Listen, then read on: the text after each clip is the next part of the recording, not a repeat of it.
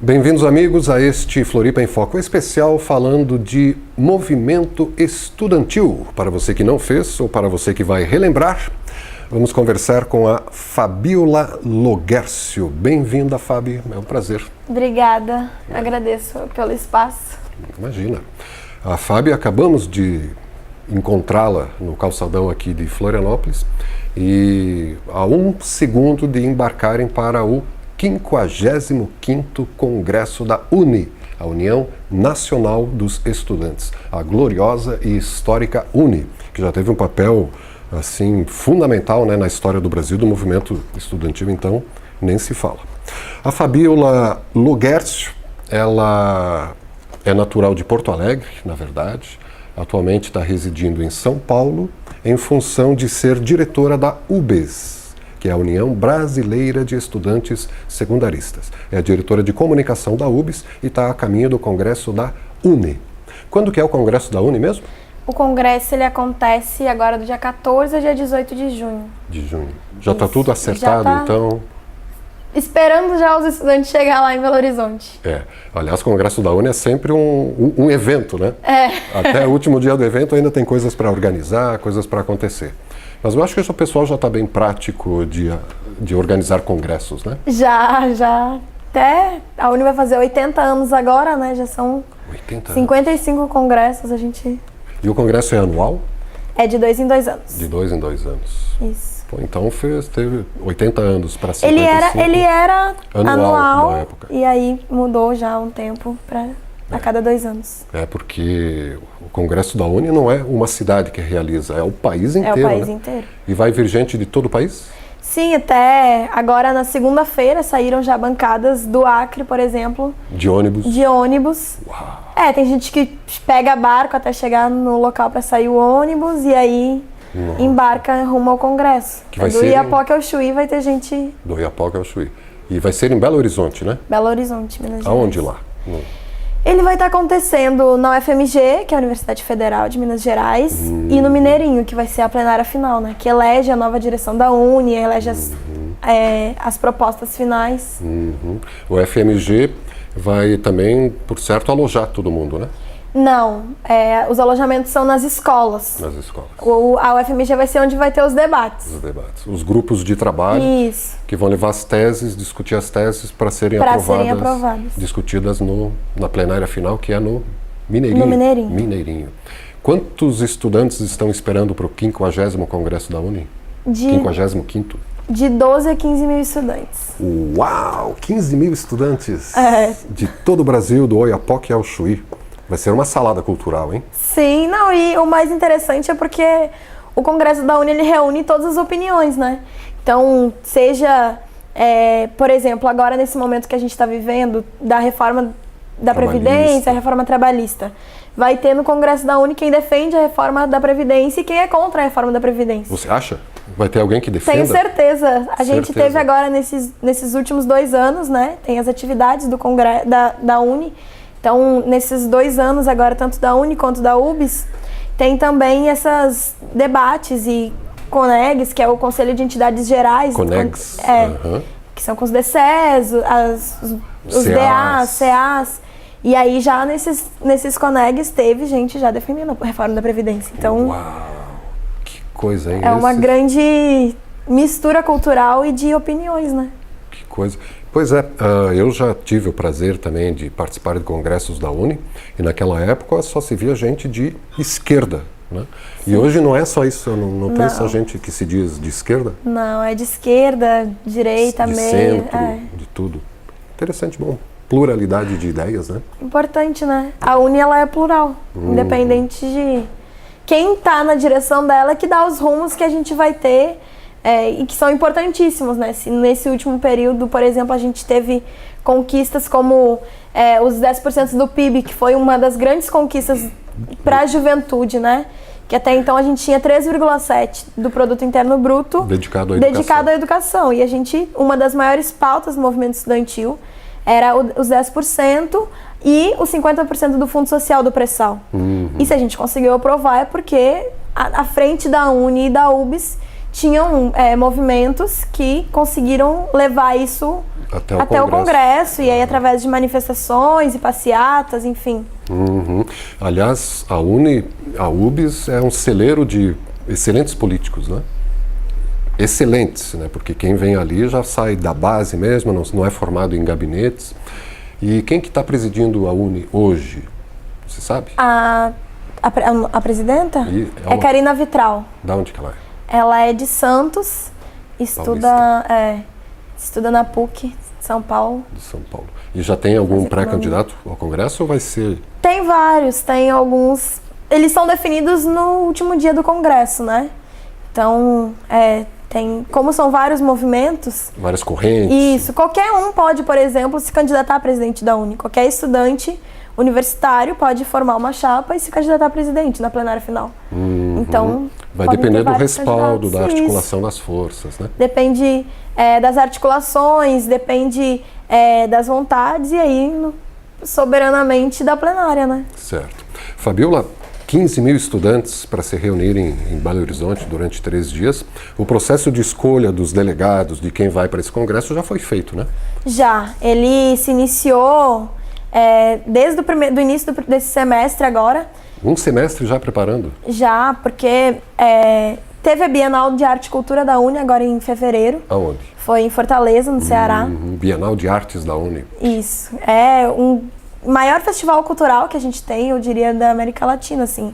Porque são muitos estudantes de todos os cantos do Brasil, inclusive, que apresentam seus trabalhos, né?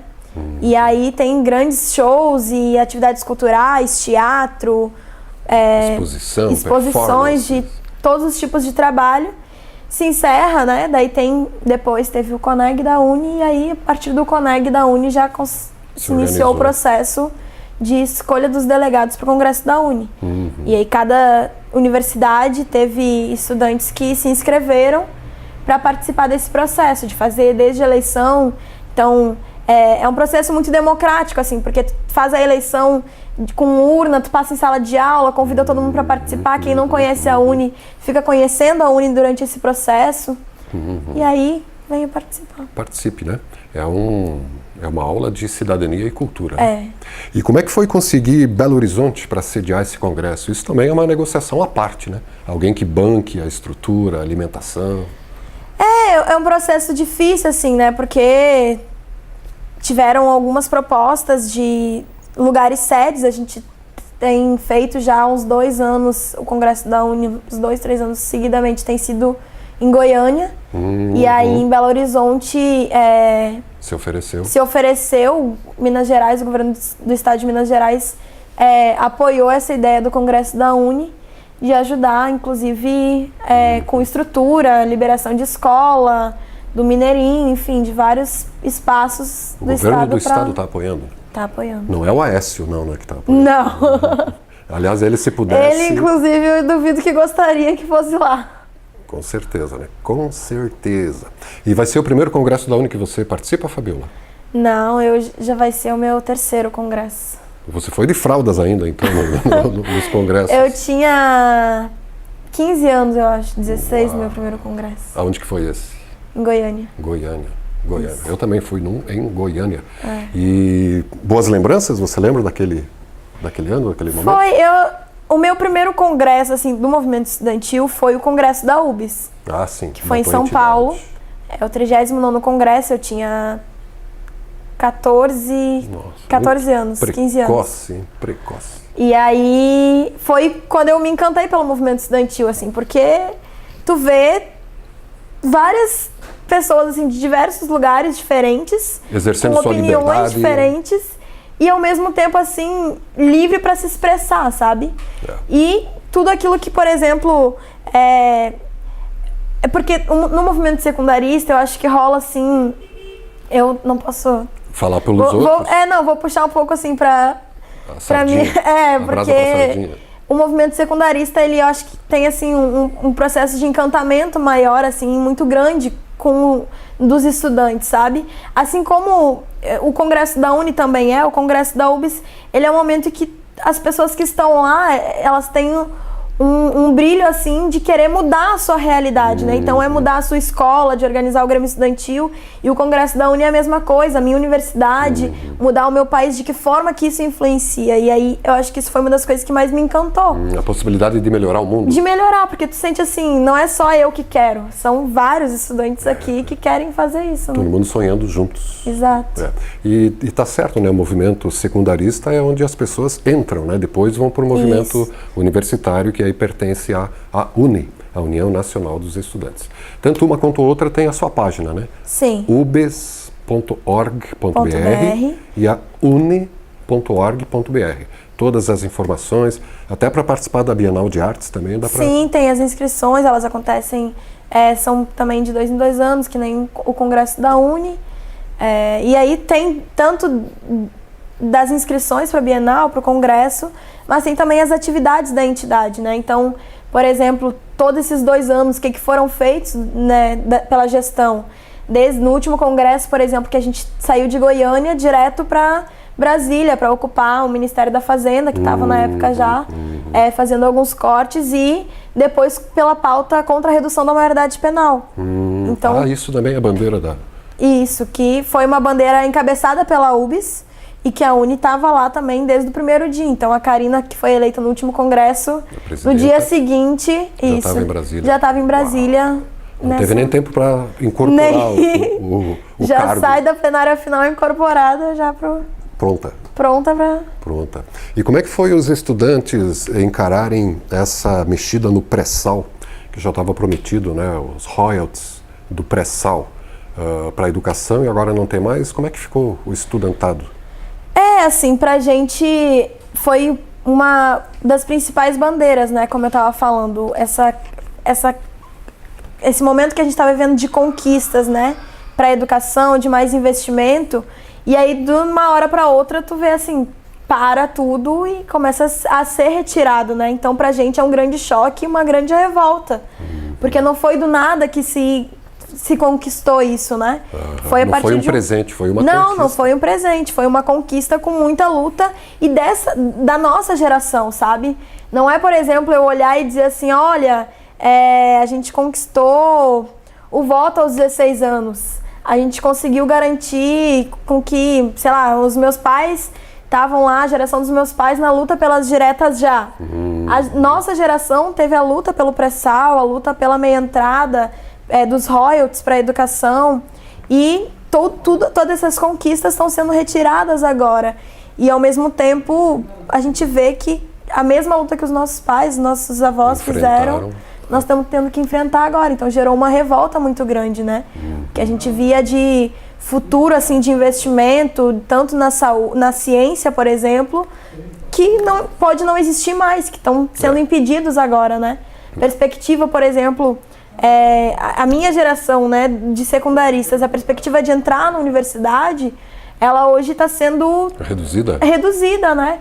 O Enem, por exemplo, com as modificações que tiveram, a gente conseguia, por exemplo, até o ano passado, concluir o ensino médio pelo Enem. Hoje já não se conclui mais o ensino médio pelo Enem. Isso acabou, Acabou.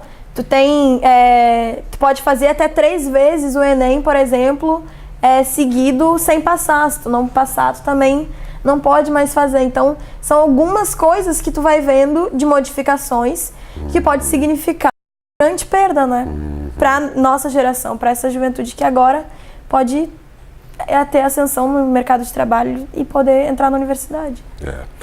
Fabiola, e a gente sabe, né, que o movimento estudantil é bastante politizado, esclarecido politicamente, e eu acho que tem uma visão mais ou menos unânime sobre o atual governo federal, né? Ou tem gente que apoia a gestão que aí está? Olha, eu acho que no primeiro momento tinha alguns movimentos que estavam sem saber ainda, né? Estavam em cima do muro.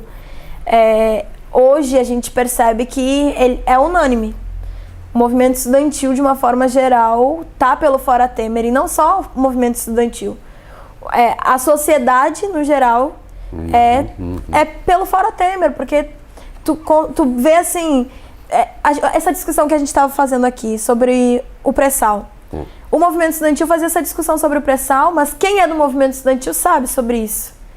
Quem hoje não está no movimento estudantil, não está no movimento sindical, não se organiza, mas sabe que o Temer quer fazer uma mudança na aposentadoria, por exemplo.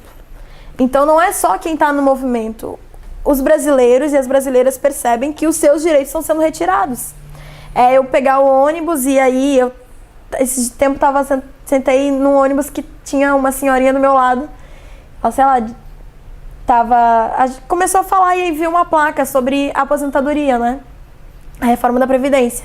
Uma placa do governo federal. E aí ela comentou, olhou pro lado e disse, ai, eu não sei, mas agora eu, por exemplo, posso me aposentar daqui a 3 anos, mas se essa reforma for aprovada, eu vou me aposentar daqui a 7 anos. Então, ela não sabe quem ela não sabe... Ela está sentindo na mas pele. ela sabe que vai mudar, e que vai mudar porque o Temer tá lá. E que é um projeto que não teve apoio popular, que não foi discutido com ninguém, simplesmente está sendo apresentado. Eu acho que isso faz, e eu acho que também tem essa ascensão da juventude querer participar da política, querer se engajar, então faz com que crie um debate na sociedade. As ocupações que aconteceram o ano passado, e desde 2015... Teve as escolas desde 2015 em São Paulo, e aí isso foi levando para o país todo, as ocupações das escolas, se alastrou. E que depois teve o resultado também nas ocupações das universidades e dos ministérios da cultura, né? Isso fez com que a comunidade em geral debatesse sobre isso. Porque não é mais a greve dos professores, quando acontece, é a mesma coisa. Se eu vou levar o meu filho para a escola e ele não consegue ir para a escola porque a escola está fechada, por que a escola está fechada? É porque o professor está de greve. E aí, por que o professor está de greve? E se a escola, e com a escola ocupada, é a mesma coisa. Mas a professora não está lá, mas tem gente lá, e são os estudantes. E o que está acontecendo lá? Então, olha, a escola que antes estava fechada, porque nos finais de semana, que só funciona de segunda a sexta, agora está aberta e está tendo atividade cultural. Então, cria um debate na comunidade, de uma forma geral, sobre o que está acontecendo. E eu acho que os secundaristas cumpriram esse papel, assim, de levar o debate sobre a reforma do ensino médio, levar o debate sobre a PEC 55. As escolas foram ocupadas no ano de 2016 contra a PEC 55. Que lembra pra gente o que é a PEC 55? Que é a PEC do congelamento, né? Que durante 20 anos os investimentos eles não vão aumentar, eles não vão... Pode até diminuir, né? Inclusive vai diminuindo de acordo com... A população cresce, o número de estudantes cresce, mas os investimentos do Estado... Os institutos federais, por exemplo, que foi o que mais cresceu no último período, assim, nesse sentido do ensino básico, né? A gente tinha... Nesse governo, final do governo Lula e governo Dilma, a gente chegou ao final com 612 institutos federais. Nunca se abriu tantos quanto nesses... Se eu não me engano, em torno desse número. Nunca teve tanto instituto federal. Só que esse processo, por exemplo, eu construo um instituto federal, tem cada vez mais, eu vou investir naquilo ali. Porque cresce o número de alunos na escola, cresce o número, então, de funcionários naquela instituição. E aí eu preciso cada vez mais aumentar, por exemplo, tem institutos federais que ainda não terminaram totalmente as reformas. Então, os RUs, que são os restaurantes universitários, ou o bandejão, né?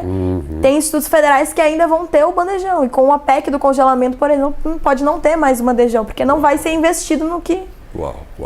E bem lembrado, né? O bandejão, ou o RU, como é carinhosamente chamado, o restaurante universitário, já salvou muitos estudantes. Com certeza. Tem gente que depende do RU para poder estudar, né? Exato, exatamente.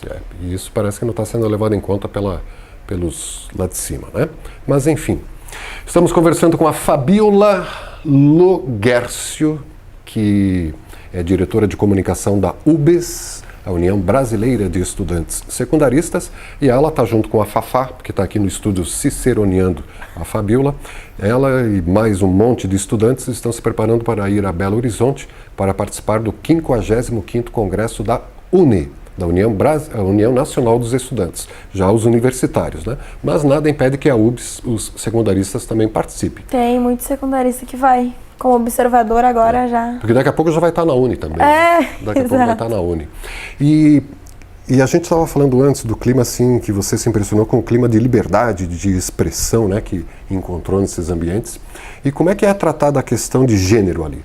a questão de gênero, dos LGBTs, também é liberdade plena de discussão, de expressão, não?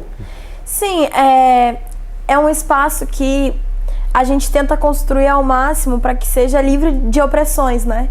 Então, é óbvio que a gente vive numa sociedade, então existem... O machismo, ele está impregnado na nossa sociedade, a gente precisa ir trabalhando isso, assim como as LGBT-fobias. Elas existem, assim como o racismo, e a gente precisa ir combatendo isso.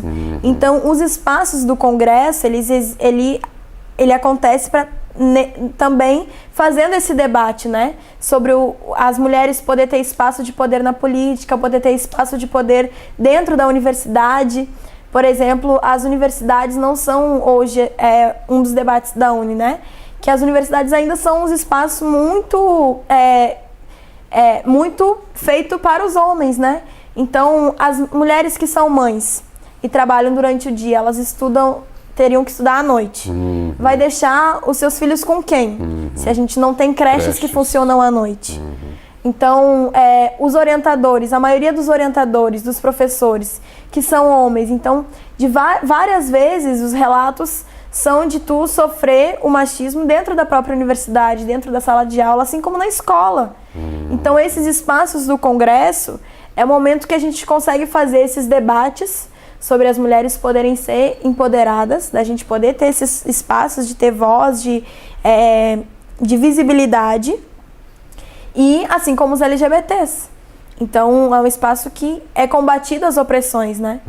Dentro dos debates, enfim. Combatido as ignorâncias, vamos dizer assim, né? Porque quem está fechado ali num conceito sofre de ignorância, né? Não por mal, por querer, mas é uma opinião delimitada, né? Há muitas opiniões, né? Sim. Aliás, dizem que há 7 bilhões de opiniões diferentes, né? E todas elas têm o seu espaço e merecem ser respeitadas, né? Assim... É porque esse debate de opinião, por exemplo, cada um tem a sua liberdade de expressão e a sua opinião. Agora, racismo, machismo e LGBTfobia, ela não se torna mais um direito de eu poder me expressar se eu tô sendo racista, se eu tô sendo machista ou se eu tô sendo LGBTfóbico. Eu tenho que respeitar o outro. Tem que respeitar. A minha liberdade de expressão vai até o momento em que isso não ofende, não prejudica o outro, ataca, até porque isso constrange o outro. Isso é crime, né? Então não é mais liberdade de expressão, não é mais opinião, é crime. Muito bem, Fabiola. Você é acadêmica, você estuda o quê? Eu concluí o ensino médio, estou fazendo o ensino técnico agora. Lá em Porto. Sou secundarista. Mas por enquanto está com a sua vida dedicada à UBS. Isso. Em São Paulo. Eu consegui transferir para o Instituto Federal de São Paulo. E adiantaria se matricular em São Paulo com a tarefa que tem na UBS? A gente consegue fazer... Uma aulinha, outra... Falar com o professor, aí... Ou tranca um semestre, enfim. E moram toda a diretoria da UBS mais ou menos junta? Ou mora na casa do tio? Não. Tem uma forma... Constitui uma república, né? Tem assim... Depende, por exemplo, tem algumas pessoas que não moram em São Paulo, tem umas pessoas que moram nos seus próprios estados ou em Brasília, por exemplo. Eu moro com mais 7 pessoas que também são da executiva da UBS. Eu sei como é que funciona. E é muito bom, né? É uma experiência, né? Eu acho que é uma das maiores experiências, assim, né? De aprender sobre... o nosso país, sobre como a gente pode... Primeiro de amadurecimento, assim, porque tu sair de casa, tu não tem mais a mãe e o pai para ajudar. Para passar ferro, arrumar a cama, botar o prato. Não tinha muito isso em casa. Já mas, não tinha? Agora a mãe da Fabiola vai pular na cadeira. Mas tudo bem. É um grande aprendizado aprender a cuidar da própria vida, né? Tu tem que se virar, né? E ao mesmo tempo se virar tocando... uma entidade nacional, né? Nacional. Que leva os sonhos de milhares de estudantes. São 40 milhões de estudantes secundaristas, né? 40 milhões? No Brasil. Uau, isso contando com o ensino técnico e tudo? Técnico, médio, fundamental, toda a educação básica. 40 milhões? E quantos universitários acadêmicos mesmo tem? Você tem ideia? Não é muito também, né? Diz que é 1,7% da população brasileira que conseguiu acessar a universidade. Sim. Tanto os que ainda estão, quanto os que já se formaram. 1,7%. É tenebroso, né? E você pensa ser o quê quando for escolher uma profissão, Fábio? Eu quero fazer relações internacionais. Uau, que maravilha. Precisamos de bons diplomatas. E você já é uma diplomata nata, viu? Já está Obrigada. de acordo com a carreira. E para fechar esse bate-papo, Fábio, você acredita mesmo que a gente possa mudar o Brasil? Que os estudantes podem mudar o Brasil? Eu acredito muito. Se eu não acreditasse, eu não estava fazendo hoje o que eu estou fazendo. Eu saí de Porto Alegre para ir rodar o Brasil com uma mochila nas costas, porque eu acredito que se a gente não lutar pelo que a gente acredita de ser melhor para todos, a gente não vai conquistar nada. Foi assim que a gente conseguiu derrotar uma ditadura militar no nosso país, que foi uma das mais cruéis da América Latina, uma das mais longas. Foi assim que a gente conseguiu garantir direitos, né? Sejam direitos trabalhistas, seja o direito de votar, seja com que as mulheres pudessem votar, seja o acesso à universidade, o acesso à educação. As pessoas a gente ainda vive num país que ele é muito desigual. E eu acho que os estudantes têm um papel a cumprir com isso. E eu acho que participar do movimento estudantil, seja na Uni ou seja na UBS, além de uma grande declaração de amor pelo Brasil, eu acho que tu acreditar que pode ser feito várias mudanças. Isso começa com a gente se organizando. Tudo que a gente investe, se dedica, funciona, né? Exato. E não precisa, eu acrescentaria nessa tua fala, não precisa participar da Uni ou da UBS. Pode participar do seu centro acadêmico, do seu diretório acadêmico, né? Mas é porque quando eu falo participar da Uni e da UBS... já prevê essas instâncias. Porque se eu me organizar no meu grêmio estudantil, eu estou me organizando na minha própria escola, mas que é representado pela UBS, né, nacionalmente. Então, eu me organizar na minha turma, no meu bairro, se organizar na luta, eu acho que já é um grande papel. E se cada cidadão fizer o seu papel, tudo vai ficar joinha rapidinho, né? Isso. É assim que a gente conquista agora, por exemplo, as diretas já, né? Cada um sair pra rua, eu acho que hoje é uma das principais pautas. Todo mundo sai pra rua hoje, inclusive é um dos temas do Congresso da Uni, é as diretas já, né? Diretas já, né? Vai estar bem marcado a posição quanto frente ao governo federal, esse Congresso, né?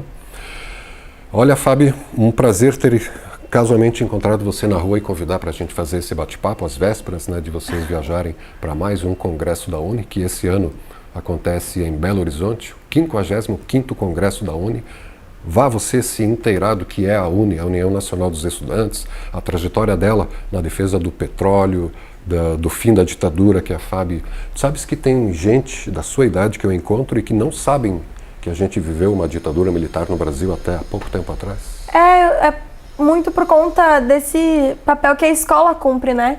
Se a gente não consegue fazer com que na nossa aula a gente consiga aprender sobre a ditadura militar, se na aula de história não se falasse, na aula de português não se falasse, na aula de matemática, porque eu acredito que a gente precisa integralizar a escola, né? Então, as matérias precisam se dialogar. E se tu não consegue falar sobre a história do nosso país, tanto não só da colonização, mas da colonização e do processo de lutas que a gente teve, a gente nunca vai conhecer a nossa história. E se a gente não conhece, faz com que esse processo volte a acontecer, né? A nossa democracia no Brasil é muito nova. Então, a gente olha quantas vezes a gente pôde votar de fato para presidente.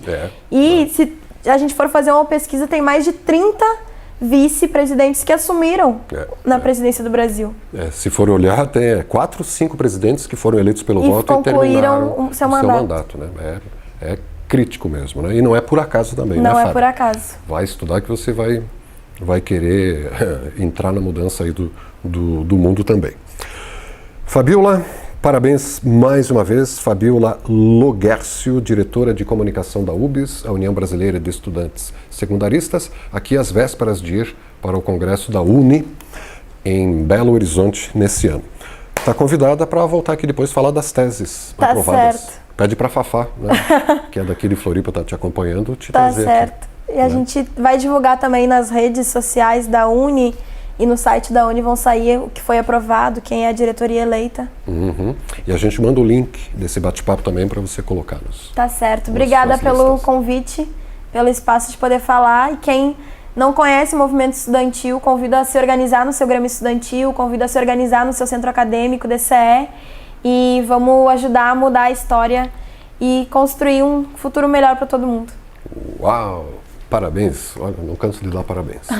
E parabéns a você, telespectador internauta, que acompanhou esse bate-papo com a Fabiola até agora e pode rever daqui a pouco a partir das 22 horas aqui mesmo na TV Floripa. A TV que você vê, ouve e sente a diferença.